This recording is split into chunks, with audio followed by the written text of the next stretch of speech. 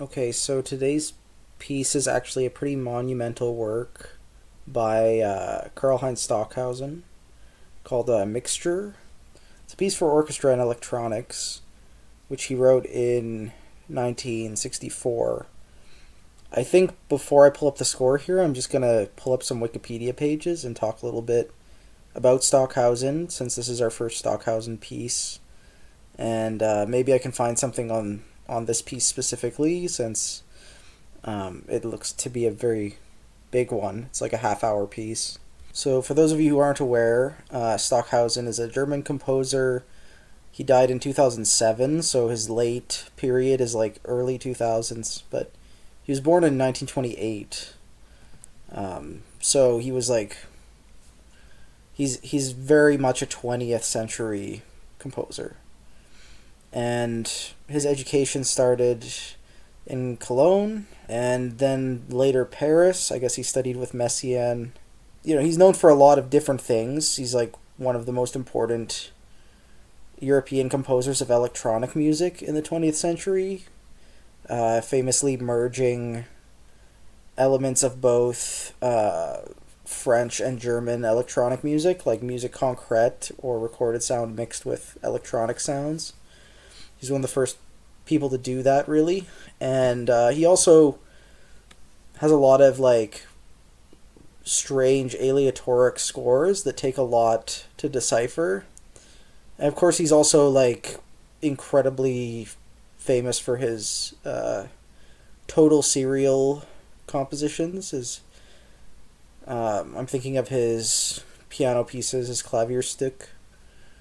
They're some of the most like crazily rigorous serial works out there. And yeah, he's a bit of an eccentric as well. Let's talk about his work here. He's written over 370 pieces. Incredibly prolific. All of these are big, complex pieces as well. And he's influenced by Messiaen, Varese, and Webern. I think that's pretty evident if you listen to his music. He's also very original in his own right and influenced a lot of other post-war composers. But yeah, all of his stuff is considered high modernism, almost all of it. Whenever somebody performs one of his pieces, it is a big deal. His pieces are often very demanding, require a lot of resources, and were very expensive affairs when they were first commissioned and premiered. For example, he has this string quartet where all four players have to be in helicopters. So if you're not familiar with that piece, it took forever to complete, and it was finally completed in 1993, and it's like one of the most ridiculously expensive pieces of classical music ever. If you look at his gravestone, it has this like strange blue target on it. But anyways, he was raised Catholic, and some of his most famous compositions are intended to be sacred pieces, despite how out there they are, and definitely not something you normally see in a Catholic church. He had this controversy in 2001. This is days after the events of September 11th happened in New York. And he just went off on like this tangent. He talks about how 5,000 people were driven to resurrection. And compared to that, we are nothing as composers. It's like, why are you comparing the creation of art to mass murder? Like, what is going on in your little, like, yeah, it's very strange, and it's garnered a lot of criticism. I think it reveals a lot about the composer's own like politics and ideology. If you put so many resources into an artist and prop somebody up like the way Stockhausen was propped up, It's not to say that his music isn't amazing, but it's sometimes people end up reflecting the politics behind their success. Yeah, you could say, I mean, the most polite way of describing this sort of controversy is that he's a very out of touch person. He's not in touch with humanity. You know, he does not. This guy does not socialize with people. But anyways, this piece Mixtur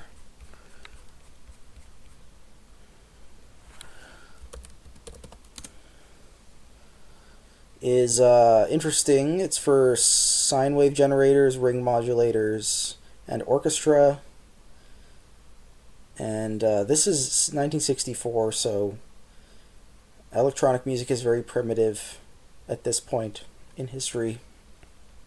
It's one of the earliest compositions for orchestra and live electronics, which makes sense. 1964, and was first premiered in Hamburg.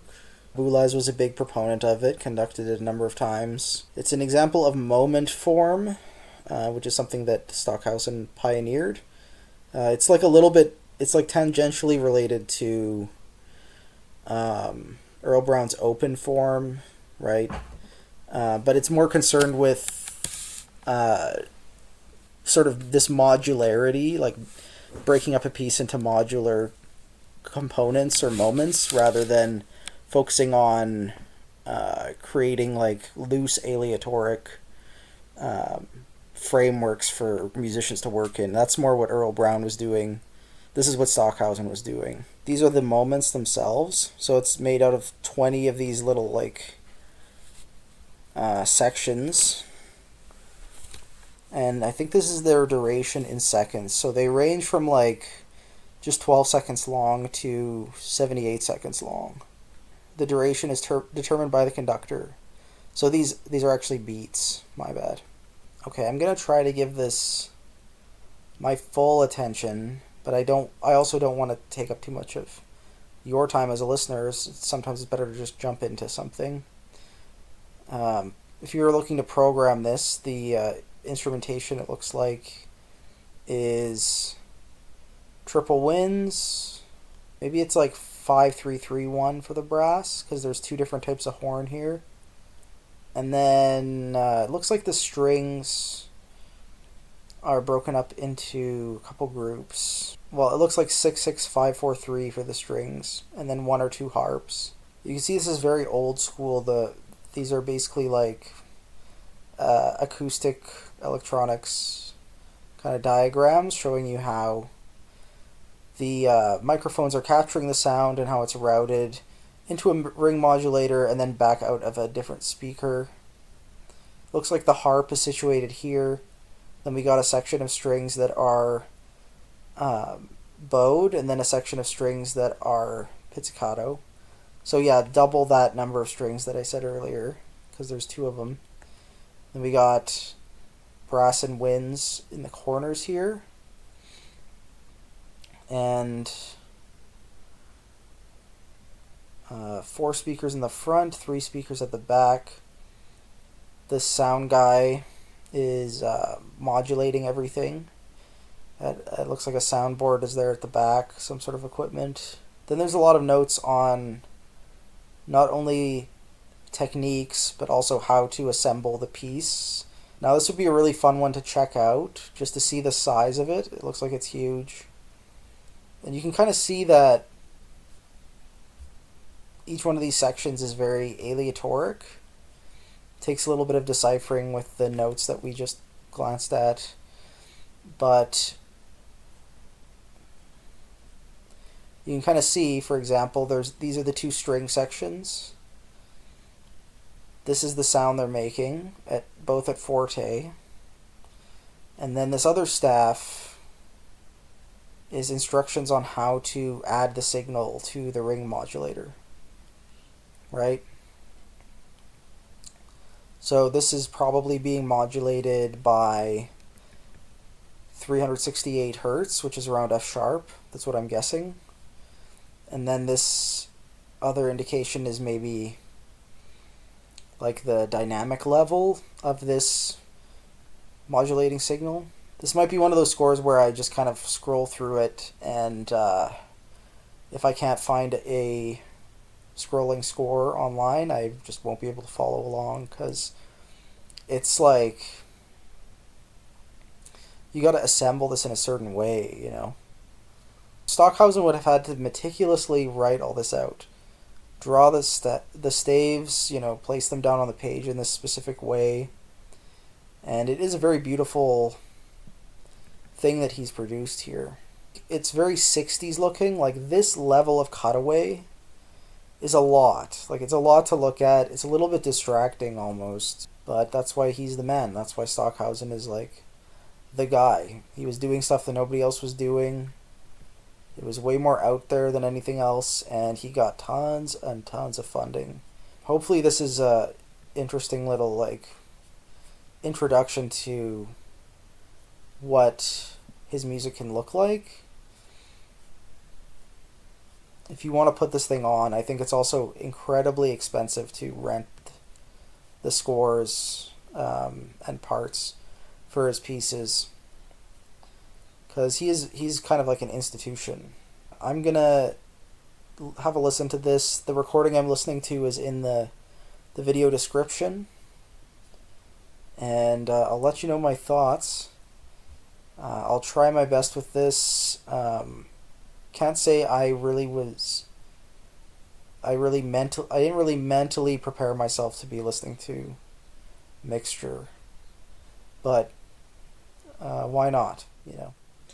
Yeah, so I like this version. This is the Ensemble Hudba Dneska, and directed by Ladislav Kupkovic. And not sure when the recording was from, but it seemed to be very well done. The ring modulation was very present, and you could hear it in varying degrees of intensity.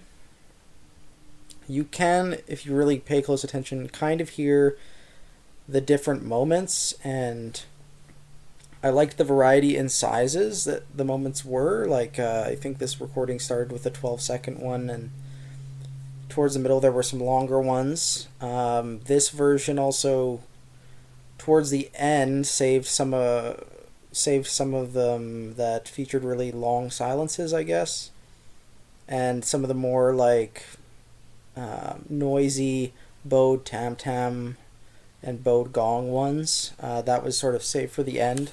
So it had a kind of a weird form to it, where the big climaxes were towards the beginning.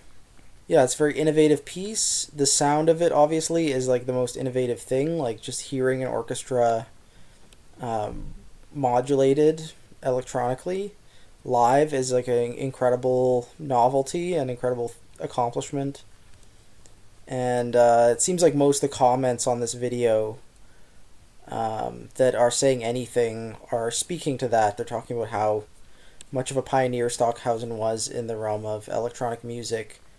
And yeah, there truly aren't a lot of pieces that sound like this, even today. I like the simplicity of the electronics too. It's like you kind of know what's going on. I thought it was really effective having a section of just pizzicato strings, especially when that was heavily modulated. You could really hear the envelope of the instruments, like, versus the sustained kind of sine tone. The horn stuff was really cool with ring mod. I feel like horn and ring mod is a really nice sound, which might be worth exploring in like a solo piece or something. So yeah, that's my thoughts on this. Kind of impractical to follow along with the score unless you know exactly how this one was put together. This performance, I mean. We have a couple more Stockhausen pieces coming up in the series, but I think the next session will be something else. Oh yeah, so we'll be doing In C by Terry Riley, which was written around the same time, like the same year as this piece. Completely different pieces, completely different parts of the world. So 1964 was kind of a fascinating time for new music, it looks like.